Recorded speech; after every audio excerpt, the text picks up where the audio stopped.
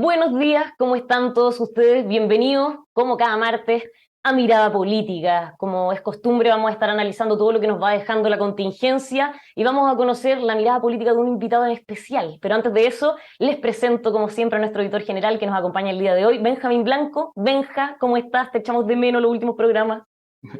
Muy bien, muy contento de estar de vuelta después de 2 semanas, de dos programas que me perdí, lamentablemente. Así que muy bien, muy contento para poder conversar. Eso, y fueron 2 semanas donde pasaron muchísimas Ajá. cosas, y vamos a tratar de analizarlo todo, pero también con la mirada futura. Nuestro invitado es un doctor en filosofía política, profesor del Departamento de Filosofía de la Universidad de Santiago, académico de esa carrera, le hace clase prácticamente a todos los estudiantes de todas las edades y además del magíster. Me refiero a Mario Sobarzo. Mario, bienvenido, ¿cómo estás? Muchas gracias, Patricia. Muchas gracias, Benjamín, por la invitación. Sí, muy contento de poder compartir, poder dialogar y poder enfrentar, ¿no? Confrontar el presente, que siempre es algo muy complejo de mirar. Eso, muy complejo y partamos con este ánimo positivo de los dos para analizar quizás lo más reciente, porque como decía Benjamín, se perdió 2 semanas del programa y han pasado muchas cosas, pero podemos partir la conversación hablando de lo que dijo el expresidente Ricardo Lagos ayer en la Comisión de Desafíos del Futuro del Senado. Lo invitaron, él tocó todos los temas, hasta el paro de camioneros habló, y cuando se refirió al tema de la seguridad, la violencia, él dijo, Chile no está a la altura de lo que fue. Para partir esta conversación, Mario, ¿concuerdas con ese análisis del expresidente Ricardo Lago? No, no, no, ni en ningún caso. Yo no creo que haya habido un pasado así como que idealicemos, ni mucho menos. Yo creo que efectivamente, me imagino que Ricardo Lagos se refiere a los 30 años de la concertación, fundamentalmente a lo que fueron los primeros 3 gobiernos, 4 gobiernos de la concertación, e incluyendo el gobierno de Sebastián Piñera, el primer gobierno, donde todavía podríamos decir que existía cierto nivel de orden, cierto nivel de institucionalidad. Y esto es una cosa bien interesante porque en el fondo tiene que ver con las dos miradas respecto a la democracia. Una que tiende a enfatizar en el tema de la institucionalidad y la otra que tiende a enfatizar en el tema de la representatividad o de la masividad que puedan tener efectivamente los sistemas políticos. Son dos teorías con respecto a eso. No es que una sea superior u otra sea inferior. A veces lo que se necesita es una fuerte institucionalidad para poder darle estructura y dar continuidad al sistema político. Y otras veces lo que se necesita es una masificación del sistema para que al haber mayor participación, efectivamente pueda haber más aireamiento de la política. Mi tesis no creo que sea el semejante a la del agua en ese sentido. Yo creo que él le pone mucho más énfasis al tema institucional porque le tocó vivir el proceso de transición de lo que fue la dictadura a la democracia, pero en el caso de lo que tenemos hoy día, lo que nosotros hemos visto justamente es una crisis que tiene que ver con otros factores, tiene que ver fundamentalmente con el adelgazamiento de los partidos políticos, no tanto por un asunto de institucionalidad, sino por la pérdida de conexión que tienen los partidos políticos, el Senado, las diferentes instituciones de la política nacional, incluyendo instituciones que muchas veces son inscritas de la sociedad civil, pero que tenían una participación en política como la Iglesia Católica. Entonces, todo esto, por supuesto, que pareciera que lleva a una crisis de institucionalidad, pero yo pienso que no es exactamente eso, sino que es la desconexión justamente de estas instituciones con la sociedad civil, con lo que es la realidad y por lo tanto la pérdida justamente de representatividad y la pérdida de legitimidad en esta sociedad. No tanto así el tema de lo que es la legitimidad del sistema político, porque si nos fijamos, incluso tomando la tesis de Baño ayer en el mostrador, donde señalaba Rodrigo Baño que lo que habría ganado sería justamente una creencia en mantener el sistema político tal como está. O sea, los apolíticos, aquellos que están contentos, habrían ganado en el rechazo porque rechazan las transformaciones, rechazan este momento político constituyente que se había establecido. Y es una tesis que también es válida, no podemos descartarla, no podemos decir que no a priori. Oye, pero justamente a propósito de eso, de cómo la crisis institucional y la desconexión que puede haberse dado entre los gobiernos que lo eligieron con la gente, se manifestó muy fuertemente en los dos últimos gobiernos que tuvieron dos golpes muy duros que les cambió la línea de flotación y prácticamente los volvió irrelevantes cuando les quedaba mucho tiempo. Es claramente el estallido social en el caso de Sebastián Piñera, pero también el caso Cabal Mm. en el gobierno de la presidenta Bachelet. De alguna manera pareciera decir, y haciendo un paralelo a lo mejor exagerado, pero el plebiscito golpeó a este gobierno en su línea de flotación y quedan Mm. 3 años aún. ¿Tú cómo avisoras que vienen estos 3 años, considerando también la crisis económica que se aproxima y esta coalición de gobierno que no termina de cuajar y que constantemente están avanzando y retrocediendo. Mm. A ver, es muy interesante la forma en que lo dicen, ¿no? Porque hay varios elementos. Lo primero es que efectivamente uno tiende a mirar siempre los fenómenos desde el contexto nacional. Y eso es un error, porque en realidad lo primero que hay que tener en cuenta es que Chile es un país con fronteras muy abiertas, que tiene un sistema económico que es muy abierto, por lo tanto, el principal conflicto está en lo internacional y no en lo nacional. Y en ese campo, por supuesto que hay suficientes niveles de incertidumbre como para pensar que efectivamente este gobierno lo va a tener muy difícil los próximos 3 años, incluso mucho más difícil que lo que puede haber sido el caso de Sebastián Piñera, donde todavía había un proceso económico en alza, o lo que fue el caso de Michelle Bachelet, que si bien la economía no estaba tan bien, había un escenario geopolítico relativamente estable. Hoy día no tenemos ni un escenario económico prospectivamente positivo para el próximo año, y tampoco tenemos un escenario geopolítico que sea muy esperanzador, con conflictos que se están ampliando, porque hay que recordar que cuando hay conflictos geopolíticos internacionales, esto va contagiando los otros lugares, ¿no? Entonces, partimos con el conflicto de Rusia y Ucrania, pero hoy día tenemos conflictos en casi todas las fronteras donde existen situaciones de disputa. Entonces, ahí hay una cuestión. Y, por supuesto, que esto repercute a nivel nacional en una crisis que además se da la tormenta perfecta, porque tenemos un sistema de partidos donde hay 23 partidos que no se deben entender entre ellos. Tenemos por primera vez un gobierno con dos coaliciones, que esto es una cuestión que tampoco se había visto hasta ahora. Además, tenemos un gobierno donde es que claramente ya reconocen que no van a poder llevar adelante su propuesta, su desarrollo de proyecto de país, porque las condiciones económicas no están, porque las condiciones políticas no están, porque en el Congreso no tienen los votos, y en último término, porque además tampoco hay una unidad política al interior del gobierno. Entonces, el escenario, por supuesto, que es un escenario perfecto para una situación tremendamente inestable, tremendamente volátil respecto al sistema político nacional.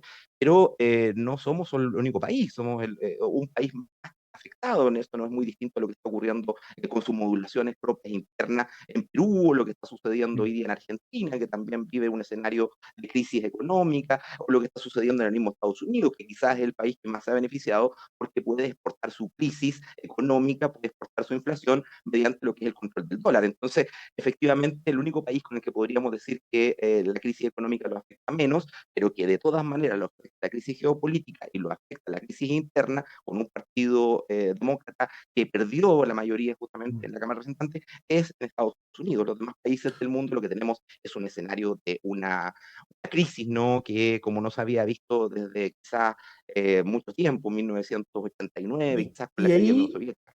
Y ahí justamente hay una cosa interesante que tú planteabas en una entrevista anterior en el mostrador, de el temor que plantea la izquierda de que se viene el populismo de derecha, que en el fondo, después de Boric, que viene un populismo de derecha, probablemente que gane las elecciones.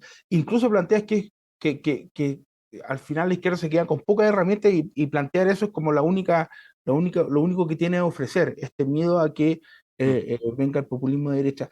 Pero ¿es real ese miedo? ¿Es real? ¿Es posible que venga un populismo de derecha? ¿Tiene asidero ese temor? Como ha ocurrido en otros países, claro.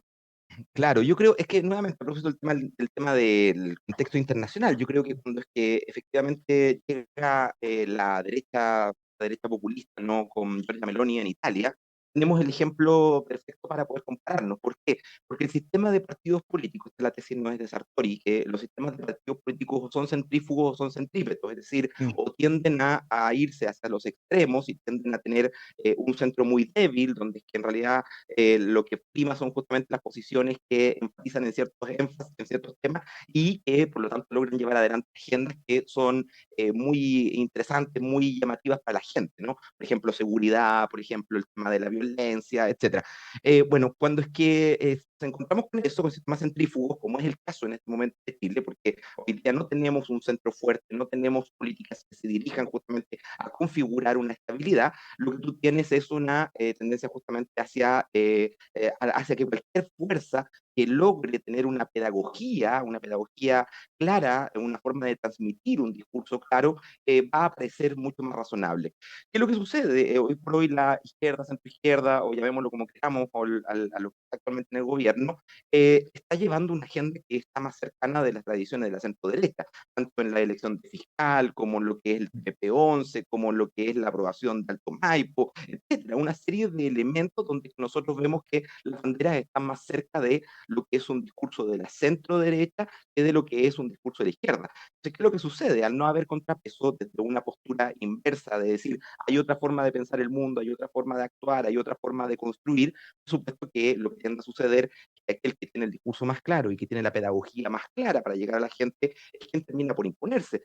Porque para poder explicarle a alguien que, por ejemplo, la migración en realidad no es un problema, sino que es algo que genera riqueza, que el país sea beneficiado porque llegan una diversidad cultural, etcétera, etcétera, tú tienes que hacer muchos pasos. Y para alguien que convive con cosas que no le gustan, porque hay un choque cultural con la migración, por supuesto que es difícil entenderlo. Pero si tú le dices que el culpable de sus problemas son los migrantes, es fácil.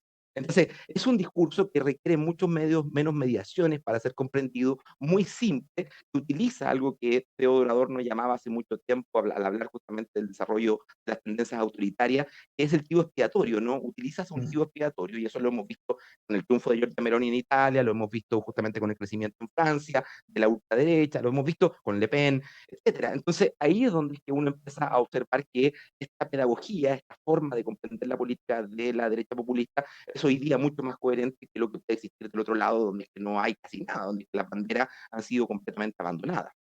Mario, en ese sentido, y hablando ya del otro lado, que la izquierda reivindique las demandas identitarias de muchísimas minorías no es algo que solo pasa en Chile, pasa en todo el mundo en estos momentos. Mm. Pero la pregunta es, ¿por qué pasa eso? ¿Qué análisis haces tú al respecto? Y bueno, ahí yo creo que hay un tema que tiene que ver con la crisis internacional de la izquierda, después del año 1989, con la caída del bloque soviético, con lo que es la caída de los comunismos reales, hay una orfandad total de los con discursos de izquierda, que ha tratado de reconfigurarse, ha discutido y ha planteado diferentes alternativas en los foros sociales mundiales, justamente en Brasil, lo que fue después la misma experiencia del zapatismo en el caso de México, han tratado de buscar, ¿no?, puntos de referencia, Podemos, Syriza en Grecia, etc. Y a partir de eso se ha configurado una ruptura, un quiebre que hasta ahora no era el característico, porque lo histórico de la izquierda era justamente la separación que ocurre en la Comuna de París en 1871, que hace un quiebre, una ruptura entre las posiciones más anarquistas, las posiciones más comunistas y las posiciones más socialistas, socialdemócratas, no progresistas, le llamaríamos hoy día.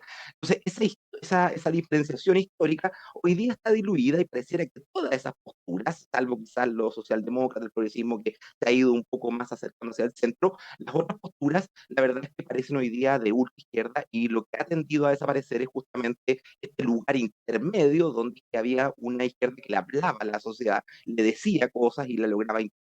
Bueno, por ejemplo, voy a poner situaciones. El internacionalismo era una vieja bandera de la izquierda, lo que era la defensa de los recursos naturales y la nacionalización de los recursos naturales como modo de producir riqueza, lo que era la valorización del trabajo, etcétera. Bueno, todas esas banderas hoy día han sido reemplazadas por la bandera de la defensa de las minorías sexuales, por la bandera de las defensas de lo que pueden ser las minorías étnicas, etcétera, y la migración, y eso, por supuesto, que el gran problema que va a contrapelo de lo que es el discurso de la izquierda. Si nosotros recordamos lo que es el fundamento teórico, por decirlo así, de la izquierda, nos encontramos con que está en la idea de totalización, la idea de lograr construir un discurso que identifique a grandes segmentos de la sociedad. Cuando uno construye discursos desde las minorías, ese discurso llega a un segmento limitado, pequeño, etcétera, y en general, esto es un discurso más bien del tipo de política, de política liberal. Es el Mm. liberalismo el que defiende justamente las minorías, es el liberalismo el que defiende al sujeto, al individuo, el que defiende los derechos individuales, etcétera.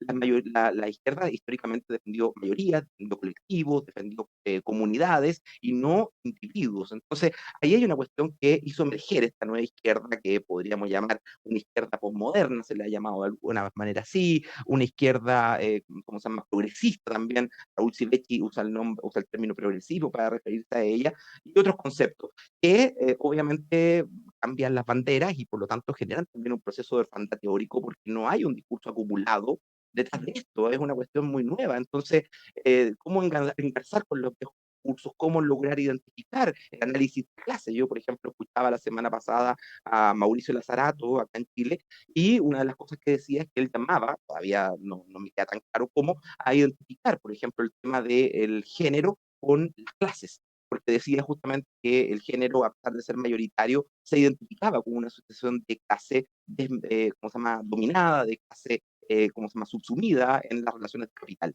Por lo tanto, caería mejor bajo los análisis tradicionales este concepto más que el hecho de plantearnos nuevas teorías, nuevos conceptos de pensar las subjetividades. En Chile ha quedado muy manifiesto esa izquierda que ha defendido las minorías o que de varias minorías hace una mayoría, que su exponente máximo es el Frente Amplio.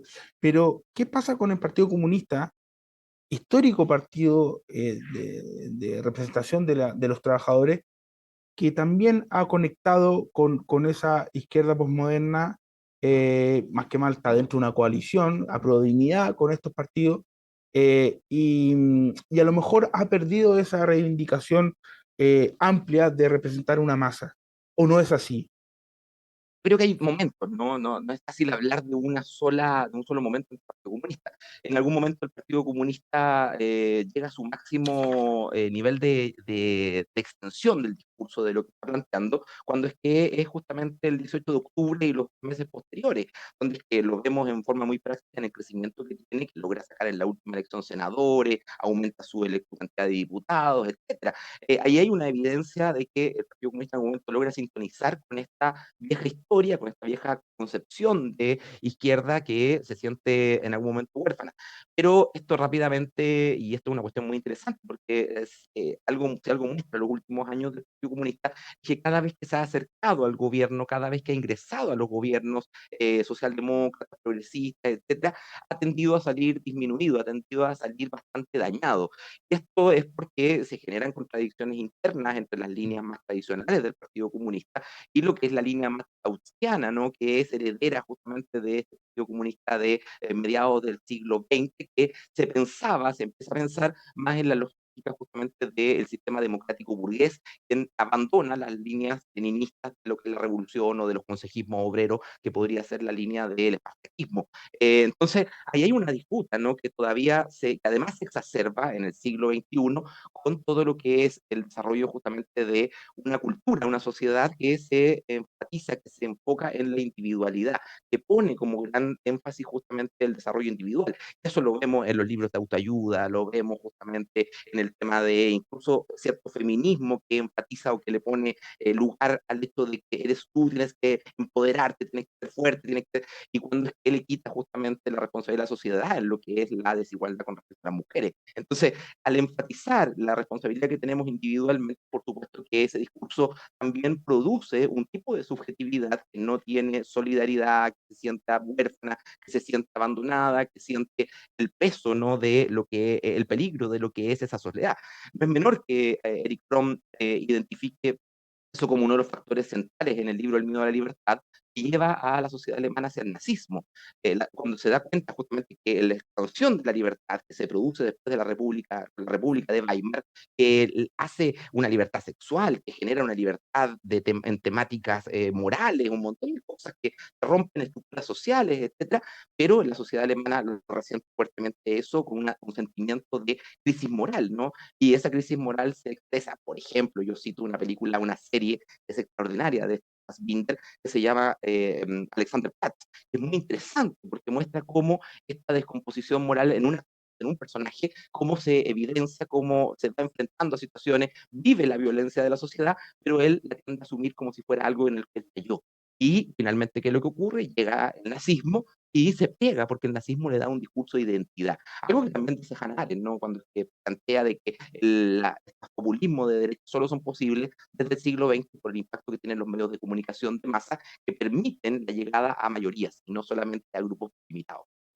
Mario, volviendo a esto de los distintos perfiles o líneas que hay dentro del Partido Comunista, considerando los nuevos tiempos, y las tensiones que se dan también entre las mismas generaciones, viéndola de ahora, esta generación nueva, obviamente quizás recién entrando a la política, cercanos al Frente Amplio, también con las distintas preocupaciones identitarias que hablábamos, ¿qué opinas de esta nueva generación de representantes del Partido Comunista en nuestro país? Bueno, yo creo que Hay que decir que hacía mucho tiempo que no teníamos tantas estrellas, ¿no? Que salieran del Partido Comunista y que tuvieran tal nivel de visibilidad. Alguna vez el Partido Comunista llegó a tener eso, pensemos antes de los 70, ahí hay una larga historia que ha sido reconstruida por historiadores que son bien interesantes, ¿no? Pero ¿qué es lo que ocurre? Que después del año de la dictadura le genera al Partido Comunista unas contradicciones internas brutales entre la línea política y la línea militar. El Partido Comunista nunca fue un partido pro línea militar, ni siquiera en la época de Carlos Ibáñez del Campo se planteó eso, sino que siempre fue un partido que pensaba que el trabajo era un trabajo político. Bueno, durante la creación del Frente Patriótico, por supuesto que genera unas contradicciones, genera conflictos internos, y esos conflictos internos todavía siguen reverberando. Esto es parte de algo que señala Gramsci, que dice que los conflictos políticos no se agotan, no se terminan, son como ondas que siguen avanzando, siguen y se van mezclando con las nuevas olas que van cayendo como en una fuente de agua. Entonces, las olas van a veces potenciando, a veces limitan, hacen que cambie la dirección, etcétera. Lo que ocurre justamente con el proceso de transición es que el comunista no sabe cómo adaptarse por esta crisis internacional que tiene justamente con la caída de la Unión Soviética, con lo que significa lo que empieza a ocurrir con los comunismos reales, con los socialismos reales, que a pesar de todo quedan algunos en el mundo, es menor. China es el país, junto con India, de los países con mayor población. Entonces, es decir, que hay un quinto de la población que participa, que vive en una forma de país comunista, pero ese es el punto de referencia. Parece complicado hoy día afirmarlo. Camila Vallejo en su momento decía que Corea del Norte no le parecía un modelo. Entonces, vemos justamente que hay un toque generacional. Esto es súper interesante en el partido, pero no solamente en el Partido Comunista. Quizás el único que se salva de ese toque generacional, es transversal a toda la política, es justamente el Frente Amplio, donde es que la mayoría de las personas son jóvenes.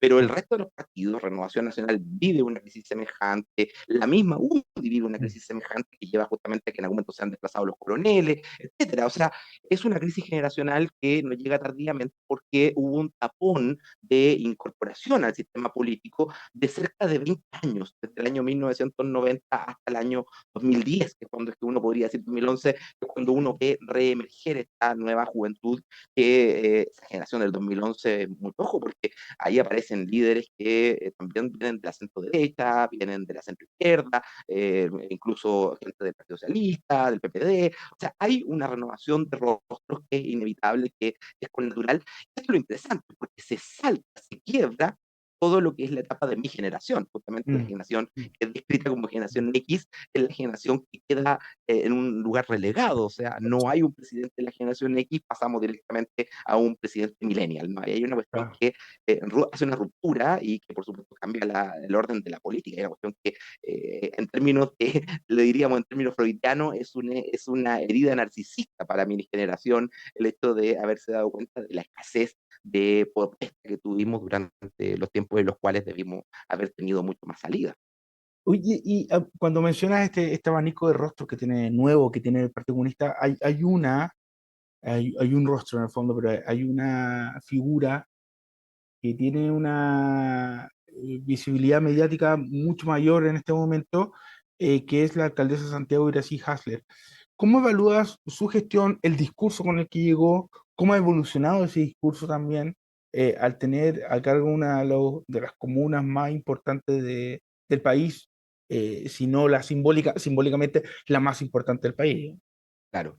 Es difícil, ¿ah? Porque yo vivo en Santiago Centro, he vivido en Santiago Centro desde hace muchos años, soy un habitante en diferentes lugares del barrio de Santiago Centro, y por supuesto aquí hay que diferenciar elementos que son estructurales, por ejemplo, el tema de la migración, el tema de la violencia, el tema del narcotráfico o lo que es el mismo conflicto en los liceos emblemáticos, ¿no? La violencia escolar, etcétera, que son fenómenos que no vienen, no empiezan hoy día, empiezan hace bastante tiempo. Nosotros hemos tenido indicios justamente de la implicancia que tiene el narcotráfico ya hace 30 años, no es que empezó ahora. Lo que pasa es que ha tenido nuevas modulaciones, pero no es que esto sea nuevo. La violencia escolar, cuando uno revisa los documentos de la década de los 80, ya nos hablábamos de violencia escolar. Entonces, ahí Jaime Ratamala ha hecho una revisión bastante acuciosa, bastante completa del tema. Entonces, no es que estemos hablando de algo nuevo en ningún caso. Ahora, lo que sí hay que decir es que muchas de las políticas, y esto es lo mismo que está ocurriendo con el gobierno a nivel nacional, muchas de las políticas de la actual alcaldesa se asemejan a políticas de la derecha. Por ejemplo, no es menor que Rosario ¿cómo se llama? Carvajal salió la semana pasada criticando lo que era el plan regulador de la actual alcaldesa, que es heredero directo de lo que era el plan regulador de Alessandri. Lo mismo con el tema del cierre, una cuestión que a mí me molestó mucho, el cierre del Parque de los Reyes. Yo entiendo que las situaciones de delincuencia son reales, pero es muy feo cuando es que los que están a favor, los que creen en el espacio público, dicen que hay que privatizarlo. Creo que eso es un abandono de banderas, es una pérdida. Y como lo decía Maquiavelo hace mucho tiempo, ¿no? Siempre es mejor perder con ideas propias que ganar con ideas ajenas. Y eso es válido para lo que es ganar con fuerzas políticas también que no te pertenecen. ¿Por qué? Porque quedas tremendamente atrapado en un discurso y además le das fuerza a aquellos que reivindican el discurso contrario al tuyo. O sea, en la medida que venga nuevamente un gobierno ¿cómo se llama?, de la derecha, por ejemplo, en la Comuna de Santiago, puede decir, bueno, sigamos construyendo edificios que sean altos, que no respeten lo que son los espacios, las convivencias con las comunidades, con los barrios, etcétera, o, ¿cómo se llama?, o cerramos más parques, etcétera. ¿Y qué vas a decir tú ahí si tú mismo lo hiciste, no? Es un problema de discurso, y yo creo que eso es muy terrible, y eso es parte de la crisis moral. Cuando digo crisis moral, no estoy diciendo lo que se decía en los 90 por parte de la Iglesia Católica, de que en realidad los jóvenes son malos, están preocupados por el sexo, no. Estoy diciendo que hay una crisis de puntos de referencia, eso es una crisis moral, que no tenemos la fuerza ni la energía suficiente para dirigir la sociedad hacia un lugar o hacia otro. Y eso es el peligro opuesto de lo que hablábamos antes del discurso populista de derecha, que sí tiene un discurso, que sí tiene una mirada simplificada, además, por lo tanto, muy digerible por cualquiera, y por lo tanto, ese es quien hoy día está llegando más rápidamente a la gente. Julio Cortés justamente ha estado investigando en los últimos tiempos este discurso, los diferentes movimientos, los diferentes partidos. En el libro Patria o Caos da una descripción muy acuciosa de lo que es lo que está sucediendo hoy día en Chile en ese campo. Y claro, si algo también les afecta es que tampoco hay una unidad ideológica dentro de ellos, por lo tanto eso también impide el hecho de poder avanzar mucho más allá. Es fácil oponerse, como en el caso del rechazo, que es un rechazo contra la élite, que es un rechazo contra el gobierno, que es un rechazo contra el Mm. sistema político, a lo que es el levantar bandera y decir, ya, vamos para este lugar, porque en cuanto levantes la bandera, sales a la pizarra y estás obligado a tener que defender las consecuencias que eso puede tener, y ahí se pone más complejo porque las consecuencias pueden ser negativas, pueden no venir como uno los espera, y tienes que cargar con el peso político, con la responsabilidad política que eso significa. A propósito del tema identitario que comentábamos anteriormente y lo que menciona ahora de la simplicidad del discurso de derecha o de extrema derecha, ultraderecha, o como se quiera plantear, hay un libro que está bastante de moda que plantea esta tesis de que la rebeldía se volvió de derecha, de Pablo Stefanoni, historiador argentino. ¿Y tú qué opinas de esta idea? Se volvió de derecha en el sentido de que son esos sectores los que están en contra de un discurso que podría ser más del establishment, ¿no? Que vendría siendo Ujú. el de izquierda. Claro, hay un momento en que, bueno, hay una cuestión bien interesante en esto, que es muy antiguo en el concepto de democracia. Esto lo plantea Michel Foucault, lo recupera hace poco, pero ahora se ha vuelto bastante en boga, y es el concepto de parresía, uno de los cuatro conceptos que definía justamente la democracia, ¿no? Y que es el decir veraz, el decir las cosas sin tener que preocuparse de que en realidad voy a meter las patas, voy a molestar a alguien, sino que simplemente ser auténtico en lo que se señala, lo cual no significa decir que es la verdad, sino que simplemente correr el riesgo por la verdad que se dice. Bueno, el discurso políticamente correcto le hizo un pésimo favor justamente a la izquierda, porque empezó a identificarse esto como si fuera izquierda.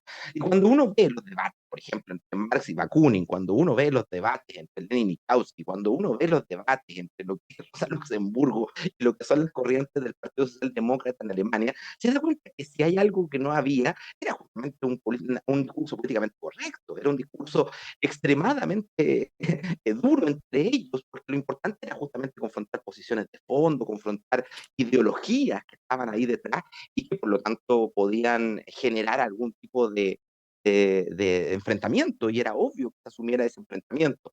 En algún momento empezamos a decir, no, no toquemos esto, porque esto puede ser violento, porque esto puede generar Y eso, en alguna medida, es muy contradictorio porque, primero, la verdad es que el discurso de el rechazar la violencia es antinatura con respecto al desarrollo de la vida, ¿no? Eso ya lo señalaba Freud, lo señaló la etología del siglo XX, quienes fueron premios Nobel, incluso lo demostraron, ¿no? Lorenz, etcétera. Entonces, no es que en realidad estemos inventando la rueda, la violencia es connatural. Ahora, cuando esa violencia es una violencia legítima, cuando esa violencia es una violencia que en realidad ayuda a construir cosas nuevas, muchas veces para poder destruir un edificio, para poder construir un edificio nuevo hay que destruir el edificio anterior. Eso es parte del debate que en algún momento hay entre Carl Schmitt y justamente Walter Benjamin, ¿no?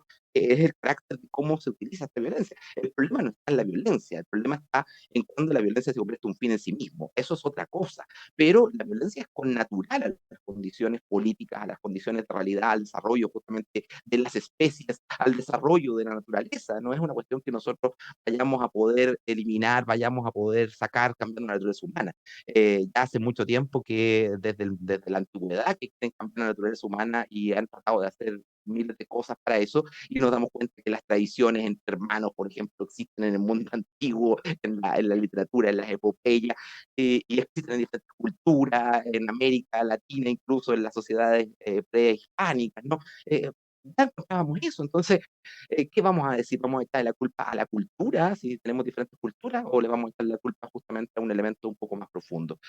Bueno, ahí está, yo creo que hay una temática que asusta mucho hoy día, el discutir justamente, me parece muy interesante, por eso digo, cito a Lazarato y a Juan Pablo Arancibia también, que está trabajando esto, que desde aquí, desde Chile, quienes están trabajando justamente la importancia que tiene el tema de pensar la guerra, porque hoy por hoy parece que es cada vez más connatural el tema de la relación guerra-capitalismo. O sea, hay un fenómeno en el cual el capitalismo utiliza la guerra para ir avanzando, y a la vez la guerra es el mecanismo por el cual se perfecciona técnicamente el sistema económico. Eso también es muy interesante. Lo que vemos hoy día es una renovación del sistema económico a niveles absolutamente impensados hasta hace poco.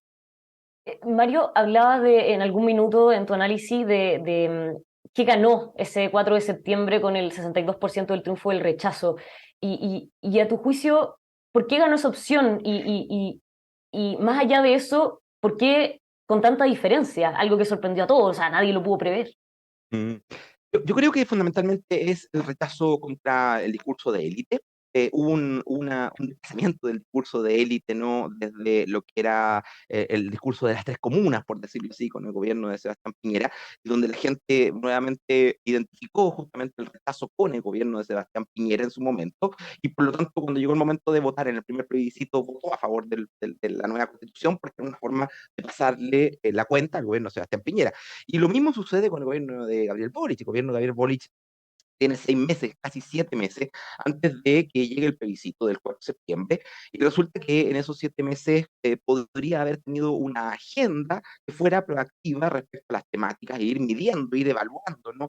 Políticamente, por ejemplo, cómo estaba la postura de la sociedad con respecto al aborto, cómo estaba la postura de la sociedad con respecto al tema de la previsión, cómo estaba la postura de la sociedad con respecto al tema de la relación con el conflicto justamente del Estado con el mundo mapuche, etcétera. Y sin embargo, ¿qué es lo que hace Gabriel Boric? Juegan todo a una sola carta, que es la carta del plebiscito, con la apuesta de que si ganan el plebiscito, las fuerzas del Congreso van a estar obligadas a tener, especialmente las más de centro, ¿no? Van a tener que estar obligadas a reconocer la voluntad de la mayoría. Eso es una ingenuidad, pero total, especialmente porque estamos hablando de que en el segundo piso hay gente de un alto nivel dentro del gobierno de Gabriel Boric, unos analistas políticos muy preparados. Entonces, ¿cómo pueden creer que efectivamente tú vas a sacar de un discurso ideológico, de una creencia, donde yo creo en el individuo, y de pronto porque pierdo una elección voy a pasar a creer en la colectividad? No va a ocurrir, porque yo creo que el aborto es una cuestión monstruosa, ahora porque ganó el plebiscito voy a pasar a creer que el aborto es algo bueno. No va a suceder, eso no puede ocurrir. Entonces, ¿qué es lo que ocurre? Ahí vemos que el gobierno se demoró 6 meses en desarrollar la más mínima política, no tuvo ninguna política relevante que uno pudiera decir, aquí hay una bandera de lucha de lo que venía justamente plantando en su programa. Ninguna de las banderas las presentó los 6 primeros meses. Entonces ahora que perdió el plebiscito con una doble derrota, porque ya significa que justamente ya no hay programa, pero tampoco hay plebiscito que vaya a validar lo que venga. Es probable que también sea derrotado porque desgraciadamente la nueva convención o lo que venga como proceso convencional va a ser un proceso que va a tener siempre la carga de que fue definido en el Congreso, que ya había sido rechazado por la gente anteriormente como el verdadero, ¿cómo se llama?, que podía articular un acuerdo. Esto, nuevamente, el Congreso y los partidos políticos son los peor valorados por la sociedad chilena. Entonces, que el Congreso cree una solución parece que es medio contradictorio, justamente con la posibilidad de que esta solución vaya a ser aceptada mayoritariamente. Yo creo que De, el proceso de crisis que vivimos va a ser relativamente largo estos 3 años. de hecho, justamente hay un punto. Y dos preguntas en rigor. Primero, ¿qué opinas de la tesis de un sector de la izquierda que ya plantea que el momento constituyente pasó, que se ha planteado dentro de la prodignidad, generó cierto debate, finalmente pasó? Y lo otro es directamente, ¿tú crees que va a haber un acuerdo constitucional? Yo creo que puede haber un acuerdo constitucional, creo que no es descartable, aunque por supuesto que va a ser un acuerdo constitucional bien especial, porque va a ser muy distinto a lo que se planteó el 15 de noviembre, eso es una primera cuestión. Lo segundo es que, independiente de si hay o no lo hay, yo le veo muy malas perspectivas al hecho de la aprobación de la Constitución que venga. ¿Por qué? Porque va a ser porque sea el mecanismo que sea, como digo, va a quedar anclado a la idea de que fue resuelto, que fue definido justamente por el Congreso, y que no es la institución hoy día, como digo, más valorada. Por otra parte, siento que una parte importante de la sociedad civil se da cuenta que el único modo de poder transformar esto es el discurso que estamos haciendo, que estamos mandando, y no nos puede sorprender que la gente valide la violencia. ¿Por qué? Porque si el único discurso que se valora, la única forma en la que la única acción política que tiene cierto nivel de logro es cuando hay violencia. Cuando los camioneros cortan la carretera, logran sus objetivos. Cuando los estudiantes se movilizan, logran sus objetivos. Entonces, si no tenemos un mecanismo de resolución dialógico, lo que le estamos diciendo a la sociedad es que la única forma de poder resolver los problemas es mediante la violencia. ¿Y esto cuál es el problema? De que pareciera que para que un escenario constituyente fuera posible, sería justamente en el contexto de un escenario de levantamiento, de ruptura institucional, de crisis, donde el sistema político caiga, etcétera. Y ojo, porque no es casual que los sistemas políticos son muy febles, se nos tiende a olvidar de lo débiles que son cuando nosotros vemos el caso justamente de Italia, por ejemplo, en Gentópolis, ¿no? Cómo cayó por producto de la corrupción. Cuando vemos lo que sucedió con el tema de Venezuela, lo mismo con Calván Pérez, etcétera, nos damos cuenta que el sistema político cayó justamente por esto. Y acá en Chile tenemos el gran problema de que si algo está primando, si algo queda como conciencia social, es la percepción de impunidad. El hecho mismo de que el caso Kaiser, de que el caso Chile, ¿no? Donde es que estaba involucrado el presidente Sebastián Piñera, le ocurrió que fue dejado libre acá en Chile, no quedó con nada, y fue sancionado en Estados Unidos y en Argentina, a la idea de que hay una justicia que no está operando, que no está funcionando, y además la persona que estuvo a cargo de esa investigación fue el que va a ser el futuro fiscal nacional, todo indica que va a ser el futuro fiscal nacional. Entonces, este proceso es muy complejo porque cuando empieza a primar la idea de impunidad, pareciera que la única solución es justamente de llevar a llegar a la violencia porque no hay otra forma de romper esa impunidad. Y ojo, porque no hay que mirar, no hay que ser pitonizo, esto es mirar la historia nomás. En Grecia surgió la democracia porque los ciudadanos pobres atenienses estaban aburridos, estaban hasta arriba de la coronilla del hecho de que los ricos los expoliaban, los mataban, hasta los esclavizaban. En el caso de Roma ocurrió algo semejante, de una forma completamente distinta, se fueron a un monte los plebeyos y se arrancaron y dejaron a los patricios solos, pero hicieron justamente la obligación de una negociación. Hubo un acto justamente de ruptura, de tipo de violencia que llevó al nacimiento de otro sistema. Y esto yo creo que es lo que está emergiendo, considerando justamente que hoy por hoy los medios de comunicación, las redes sociales, están configurando una renovación de la sociedad, una sociedad que se comunica en 360 grados. Hoy día la comunicación ya no es la vertical que teníamos en el siglo XX. Entonces, hoy día, por ese proceso de intercomunicación, está configurando otros modos de acción política, otros modos de organización, otros modos de concebir lo que es la posibilidad de la acción política también, donde el énfasis está puesto en la autogestión, donde el énfasis está puesto en la autonomía frente al mismo sistema político, a los partidos políticos, y donde es que hay un proceso de desarrollar en conjunto, colectivamente, desde las bases, y no tanto desde lo que es la dirección de los partidos, los sindicatos, las federaciones estudiantiles, que son lejos las que están más en el suelo dentro de las organizaciones intermedias de la sociedad. Mario, Te queremos agradecer por tu tiempo, se pasó volando el programa. Muchas gracias por haber estado hoy día con nosotros. Muchas gracias a ustedes, Patricia, muchas gracias, Benjamín, por la conversación y bueno, un gusto compartir. Benjamín, Saludos nosotros nos a vemos la todos. próxima semana con todos los análisis que nos traigan estos nuevos días. Así Muchas será, gracias. así será. Nos veremos la próxima semana. Muchas gracias. Estén muy bien. Mario, Benjamín, muchas gracias de nuevo y a todos ustedes que nos están viendo, los dejamos como siempre invitadísimos a que se sigan informando de todo aquí en emol.com.